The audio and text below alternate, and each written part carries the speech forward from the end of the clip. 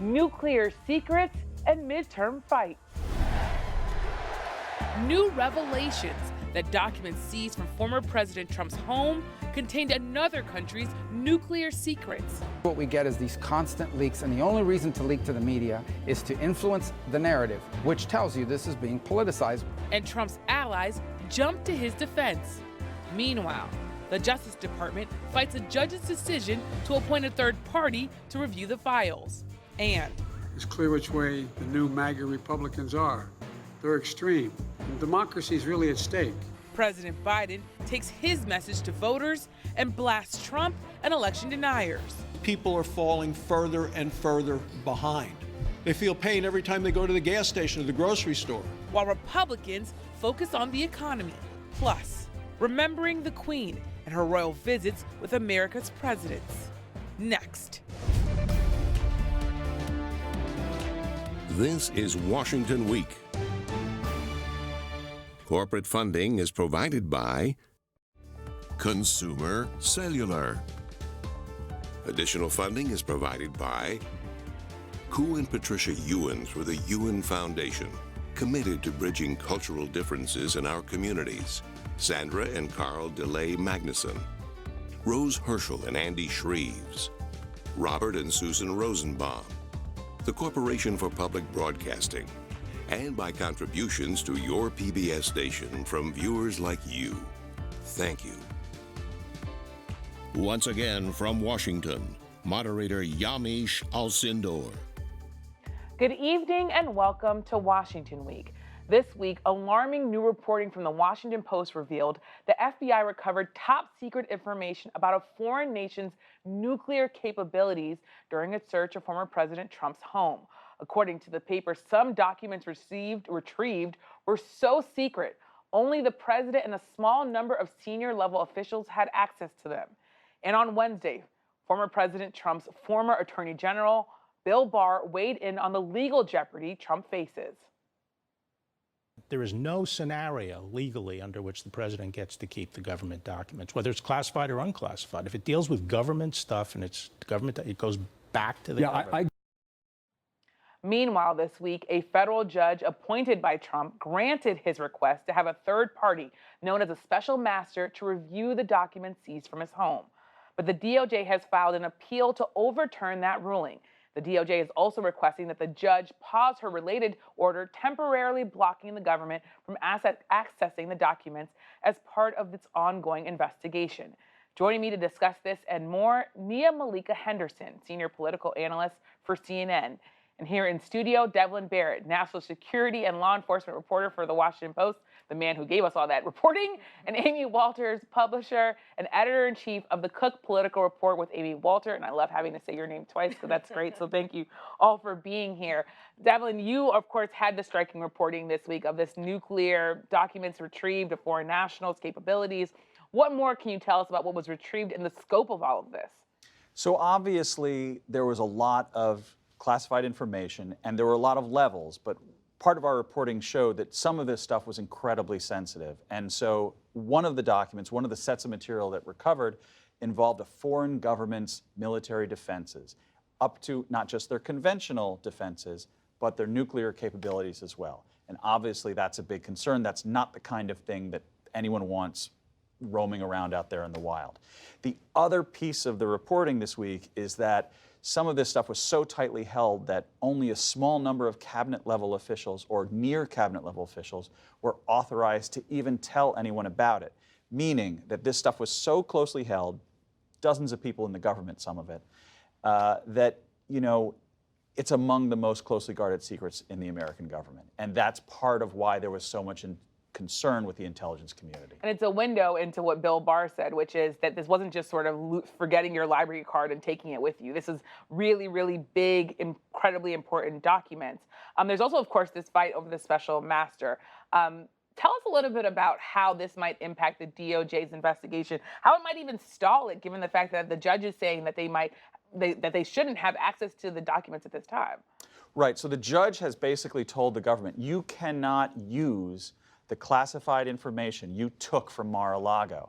And what we've just seen is that the Justice Department has filed a response saying, Your Honor, you have to undo that restriction because we can't do the work we need to do to protect national security with that restriction in place. Their argument is, one, there could be more stuff out there that we haven't found, and if we can't look at the stuff we have found, we might not be able to trace it back to other things that might be out there. That's important because they haven't made that suggestion before. The other part of it is, part of what's going on in the government is there's a damage assessment happening right now. And the government said in this newest filing, we cannot properly do the damage assessment without the FBI being able to look at what they found in the search. And so that issue is now back before the judge, and we don't know yet how the judge is going to take this and how Trump's lawyers are going to take this. And sticking with you, Devlin, and thinking about the other unknowns of this, because there are so many questions to ask a DOJ reporter such as yourself. Bill Barr, former Attorney General Bill Barr, this week he said he believes former President Trump shouldn't be charged, but he also said in the same breath that the DOJ, he believes, is getting closer and closer to having enough evidence to be able to indict him. What do you know about this big decision facing Attorney General Merrick Garland, and how it squares with what Bill Barr is saying here?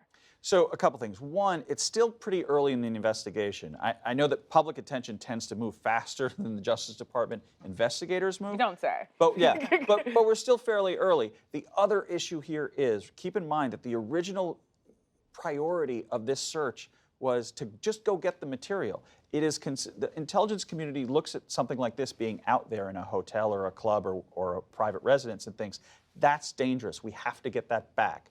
So they have sort of met that first problem by just taking the material they can find back.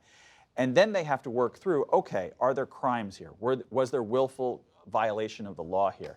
And that legal jeopardy is definitely not over for anyone, but it could take months to sort out. Yeah. Could take months to sort out. As it's being sorted out, Nia, you have, of course, former Attorney General Bill Barr, who has been very critical and saying that former President Trump shouldn't, frankly, have taken these documents. But then you, of course, also have Republicans like Lindsey Graham who are full-throatedly giving their defenses of former President Trump. What do you make of the politics of all of this? Well, listen, it's complicated for Republicans. Remember, when this first happened, you had an array of Republicans essentially saying this was good for Donald Trump. Maybe it would speed up his announcement of another run for the presidency, and it had brought people back into the fold of Trump world who may have turned against Trump. That whole idea, I think, is a little out the window now. You certainly have Republicans who are true Trumpists. Lindsey Graham, somebody like Marco Rubio, who, of course, is on the ballot this go round in November. So he needs to hold Donald Trump close and not incur his wrath. So that's why you see him so very much out there pointing a finger at the DOJ saying this was politicized. But you don't necessarily hear a lot of Republicans at this point offering a full-throated defense of Donald Trump. At some point, I think someone in the House said, well, listen, maybe he needed these documents because he's writing his memoirs, right? I mean, which is a laughable excuse that makes no sense based on what we know about Donald Trump and just you're not supposed to have classified documents. But that kind of, I think, line from kind of run-of-the-mill Republicans who are in Congress on the House and the Senate side, that's not really happening as much anymore. Mitch McConnell was asked about this a few days ago, and he essentially said, listen, he's following along and learning about this as everyone else is, but he did note that he's, it's sort of wall-to-wall coverage of this. Hint, hint, this is likely not so great for Republicans, for the Republican brand, to have Donald Trump back in the news. But it is a real tightrope, I think, particularly for Republicans who are on the ballot, who want to hold that Trump base close, but also want to be seen as law and order Republicans who aren't going after the FBI. And Amy, talking about walking that tightrope, I want to come to you and get your thoughts on the fact that the GOP doesn't seem to be on the same page here as Nia just laid out. They're all sort of trying to figure out what to say about this at this point. Yeah, and especially if you're a swing state candidate or whether a swing state or a swing congressional district candidate, you would like Donald Trump to not be in the news. That would be the best for you, right? Many of these Republicans, their game plan for this election had been set months ago, and it was pretty simple. We're going to talk about Joe Biden, who's unpopular in our state or district. We're going to talk about the rising cost of living. We're going to talk about how Democrats are responsible for that. It was going to be a pretty easy 1, 2, 3. And it was working like that until, well, I think two things. It wasn't just the Mar-a-Lago situation, but the fact that the January 6th hearings were, I think they broke through more than many people had expected. It's not that people changed their opinions about Donald Trump. I think if you support Donald Trump, you still see this as a political situation. I still don't think voters were necessarily tuning in and paying attention to every little detail, but it was out there kind of floating out in the ether, right? And it was a reminder to many independent voters, voters who might have shown up in 2018 or 2020, not to vote necessarily for Democrats, but to vote against Donald Trump, to vote for, we want to return to normal, we want the end of the chaos, that this chaos is still there. And it was in front of them day in and day out. It was just sort of out there constantly. Yeah. That's not where Republicans want the last 2 months of this election to be focused on. Well, and thinking about sort of where we're going next, Devlin, talk a bit about sort of where this investigation is going next. We have some deadlines coming up. We also have in the DOJ filing, some people are reading it saying there might be more classified documents out there. What's your reporting telling you? So I think a couple things. One, we are still in sort of this holding pattern, waiting to see how much is the judge's special master mindset going to slow down the criminal investigation. We could know more about that in a matter of hours or days or weeks. It's not really clear yet. So that will be one big sticking point in this process potentially. The other issue is, you know, as the government and the investigators go through this material, they're going to have to make decisions on whether they think there is criminal exposure here. And so that could be, obviously, that could have political consequences, that could have legal consequences. And it's still very high stakes for everyone involved because there's still a lot we don't know. Obviously, we're reporting every day, but there's still a lot we don't know. And there are, you know, serious potential consequences for a lot of the players in this as it goes forward. And to think about the consequences, there's something that, a question that the team here at Washington Week, we were all sort of thinking about, and that is, we're a month into this investigation, but some folks, especially as we learn more with your reporting about these possible nuclear documents, why did it take so long for the government to go in there? Why did it take so long for us to reach this point, given the fact that we're learning more and more about these documents? So I think you have to understand the timeline, because this is sort of a slow building crisis that starts with the National Archives of all places. Like, one of the amazing things about sort of the Trump era is that the crises sometimes come from the most unexpected places, like the National Archives asking for a weather map and other things that were just part of the presidential record, and they wanted essentially for history. And Trump and his advisors kind of fighting them, or at least slow walking those requests. But what really happens is, in January, Trump's team turns over some stuff. And those boxes turn out to be full of classified papers. And that raises the level of alarm considerably. Yeah. But then what happens in the spring is you've got demands for, okay, they get a subpoena. Just give us all the classified information back. And that's bad enough. But in the face of that subpoena, the government believes that Trump and his lawyers and advisors did not, in fact, give it all back. They were withholding it, and they seem to be intentionally withholding it, if you believe some of the things in these court filings. And so it's really in June that this becomes sort of a full-fledged, oh, geez, what is this? And so I understand the sort of frustration of why did this take so long, but it's really sort of a 2-month difficulty. Like, serious, it becomes very serious very quickly in June. Well, thank you for breaking that down. I think for our team and for people at home that are watching this, that will definitely help them understand why we're now living through this investigation. So thank you so much, Devlin, for joining us and for sharing your reporting.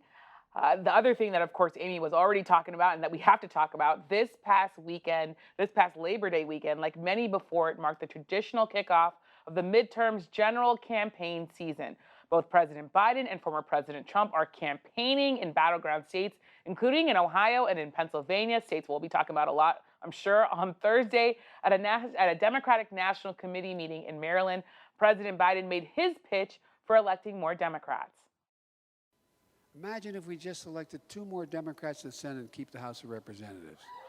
Imagine. We'll codify Roe v. Wade. We'll ban assault weapons.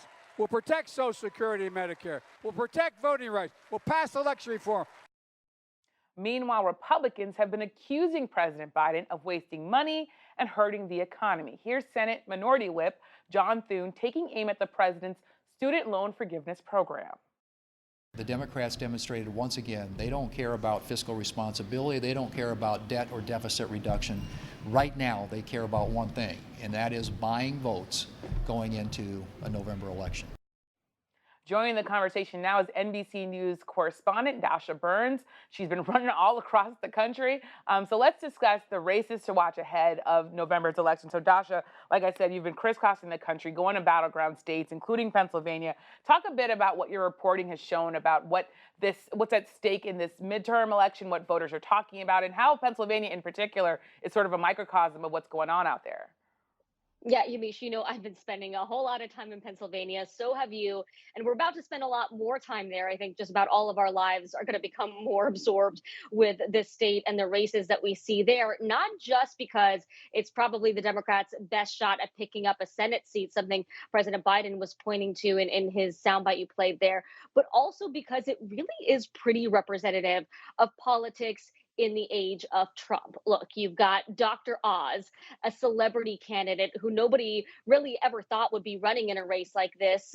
People still, voters that I talk to this day, are a little bit confused to see a celebrity doctor, a reality TV star running for Senate, but he is, and he's received Trump's endorsement. On the other side, you have his opponent, Democratic candidate John Fetterman, the lieutenant governor of Pennsylvania, who himself is a bit of a larger than life character, right? This 6'8" guy with lots of tattoos who's painted himself very much as an outsider. And I'll tell you, Yamiche, the language that I hear voters use when they talk about Fetterman is pretty similar to the language I heard voters use when they talked about Trump in 2016 and in 2020, saying, you know, this guy's not a typical politician. He tells it like it is. So you've got these two battling it out. Oz has recently really been focusing on Fetterman, attacking him as soft on crime, not willing to debate. Meanwhile, Fetterman, and we'll talk a little bit more about this, I'm sure, has started to put abortion as an issue that's front and center. On Sunday, he's going to hold an abortion rights rally in Pennsylvania. So you've got sort of to talk about there. A lot of sort of absolutely fighting it out. And Amy, when you think about this, I want to put up this poll from from NPR, PBS NewsHour, and Marist, and it shows that it's in a generic ballot, 48% of registered voters are saying they prefer a Democratic candidate, and 44% are saying they prefer a Republican. Of course, we have you on here. We're so excited to get you on the program because you can break down what's at stake here. What are the big trends that we're seeing when you think about that poll? So we have seen some movement in the so-called generic ballot, right, where you ask voters that question, who would you vote for in November, Democrats or Republicans? Now, Republicans had been up a couple of points earlier in the year. So it's been, you know, we'll call it a 3, 4, 5 point shift in Democrats' favor. The most fascinating thing, though, Yamiche, and it's what has even people who've been doing politics for years and years and years, folks I talk to say this is the strangest election I've ever been through because the president is still really unpopular. Even though his approval rating's not as bad as it was, say, at the end of July when it was at 38%, at 42%, that's not a great place to be when you're the party in power. But underneath it, we're seeing, like you just put that number up, Democrats at 48%, even though the president somewhere like is at 41%. So Democrats somehow outperforming the president, that's not something that you typically see. And the real question, again, another head scratcher is, what role is abortion going to play in this? I want to ask about abortion. I want to ask you a quick follow-up, which is New Hampshire. Why is that interesting to you? What stands out there? So this is sort of the last chance here for Republicans. Earlier this year, they thought they were going to be able to put 4 or 5 Senate seats in play because the environment looked good and the incumbent senator there, it's her first re-election campaign, doesn't have as strong of numbers in that state. But they have a primary on Tuesday between, surprise, surprise, a Trumpian type of candidate and a more establishment candidate. Right now, the more Trumpian candidate is ahead. It's going to be very hard for that candidate to survive. This is another place where had Trump not been engaged, he hasn't endorsed here, but he was really responsible for making it really hard for the most popular Republican in that state, the governor, to say yes to a Senate run. Yeah, so we'll look back, if Democrats do hold on to the Senate, we'll look back to a place I just lost the program. and say what could have been. I just lost program. And Nia, I want to come to you. We've seen Biden and Trump fighting it out and going to states like Ohio. What are you sort of hearing when you think about sort of how these two presidents are dueling it out when there are so many issues like abortion, like inflation on voters' minds? Well, listen, I mean, you obviously hear Biden trying to make this a choice election rather than a referendum election. He gave that big speech, really pointing the finger at Trump and his more ardent followers as a danger to the country, as a danger to democracy. And you have Trump doing what Trump does, going to different states, Pennsylvania, I'm sure he'll be in Georgia, and these other states, Ohio, for instance, where he's got a big following. They are attached to his message about 2020 being a fraudulent election. They are attached to his message about him being a target of a witch hunt from the FBI, from the DOJ, and from everyone and their mother. And so that very much resonates with his voters. I think the problem that Republicans are seeing, and you can sort of see a kind of firing squad already circulating among these Republicans who I talk to, is that some of these Trumpist candidates might be great for primary voters, but not so great for independent voters, not so great for suburban white women voters who, of course, are reacting to a lot of the news we're seeing, particularly around the Dobbs decision. You see something really happening in the data. Inflation is certainly a huge issue. I think it's the #1 issue among voters. The second most important issue, abortion. The third is healthcare. Well, when you bring up abortion, I want to talk about sort of it's such importance that it has. Dasha, you've been out there talking to candidates, especially Republicans who have had to sort of shift their messaging, I think, in Washington State. Tell us a little bit about what you're hearing on the campaign trail. Well, look, I've had the privilege of being on the ground in several states that were sort of bellwethers that gave us that signal that abortion was really going to become a big driving issue for voters. I was on the ground in Kansas in the month leading up to that big decision where voters voted down the anti-abortion amendment. And what's really interesting, Yamiche, when I've been talking to voters, when I was talking to them in 2020 and over the last couple of years, there was a lot of focus on politics of personality, right? Is this a candidate that I like? Is this somebody I want to get a beer with? Is this somebody I trust? Is this somebody that's authentic? That's really how Donald Trump, won over a lot of voters. Recently, especially since Dobbs, it's been much more a politics of policy, where for the first time in a while, I'm hearing voters really bring up these issues like abortion and like inflation that are actually impacting them, that they feel that direct connection that whoever I elect, who I vote for, is going to impact my life. And it's true, running as a Republican in the post-Dobbs era is a bit of a challenge. I heard that in Washington State when I was there last week. I interviewed Senate candidate Tiffany Smiley, who has made it very clear, she's tried to make it clear that she is pro-life, but she would not vote for a federal abortion ban. You saw Blake Masters, right? NBC News reporting that he scrubbed his website of anti-abortion language. And when I was reporting on New York's 19th district race, a generic Republican versus a generic Democrat, no offense to them, but it wasn't a personality contest. It was really a contest of issues, Republicans running on inflation, Democrats running on abortion. The Republican in that race also kind of walked back the message and saying, look, I think the Supreme Court upended what I thought was law. So you're seeing the shift in messaging, and you are seeing voters, Yamiche, very much coming out to the polls based on this issue. So many folks that I've been talking to at polling places, I asked them, what did you vote on? What did you think about when you cast your ballot? And they said, Roe. And Amy, last 30 seconds here. When we think about sort of race and crime in the conversations, what do you say? Actually, I'm being told 10 seconds. How much is sort of these other cultural issues playing a factor? It's definitely a factor. And look, we're already starting to see Republicans, they want to change the conversation, talk about crime, talk about inflation, talk about the border. Democrats, you can see ad after ad really focusing in on Roe and abortion and that issue. So it's going to be a fight. Well, definitely more to talk about. Thank you so much to our panel for joining us and for sharing your reporting. And don't forget to tune in to the PBS News Weekend on Saturday for anchor Jeff Bennett's interview with Secretary of Housing and Urban Development, Marcia Fudge, on the rising cost of housing. And before we go, I want to recognize the death of Queen Elizabeth II at the age of 96. She was the United Kingdom's longest-serving monarch. She met 13 U.S. presidents, including Eisenhower, Kennedy, Nixon, Obama, Trump, and Biden. The late Queen ascended to the throne in 1952 and reigned for 70 years.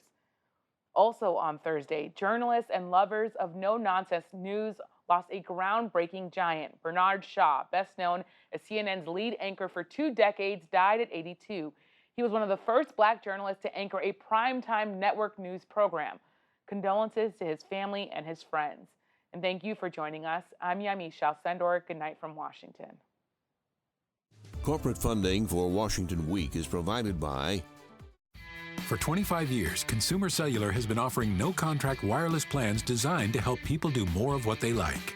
Our U.S.-based customer service team can help find a plan that fits you. To learn more, visit consumercellular.tv. Additional funding is provided by Koo and Patricia Ewens with the Ewen Foundation, committed to bridging cultural differences in our communities. Sandra and Carl DeLay Magnuson, Rose Herschel and Andy Shreves, Robert and Susan Rosenbaum, the Corporation for Public Broadcasting, and by contributions to your PBS station from viewers like you. Thank you.